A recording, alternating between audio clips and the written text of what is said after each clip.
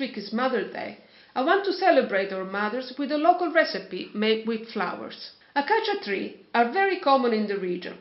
Look around and you will find them.